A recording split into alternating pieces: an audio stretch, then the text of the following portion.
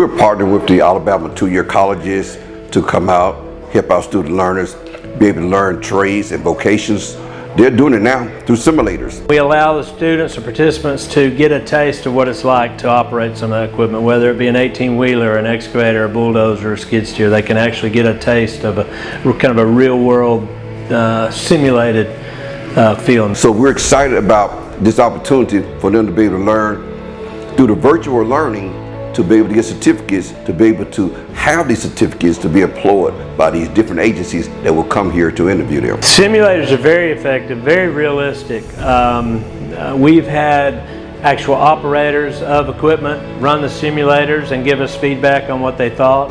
Very, very impressed. Those actual, excavator operator with years and years of experience get on our simulator and say, man, that's pretty real. I'm actually personally really thankful to the program and to the classes that I've been to. I have reached many courses, but something like this makes a big difference to myself, right? Because it actually put me in a position where I aspire to something else. They feel like now they have opportunities in life that they've never had before in life. So we're excited about them having these opportunities.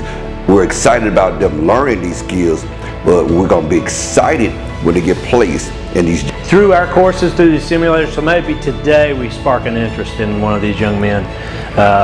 Maybe he's now focused on and getting out and getting right and getting some experience and getting a job and being productive and doing things right. To stay in the learning process, we want them to continue where they've started here to make themselves a better person and a productive citizen once they leave here.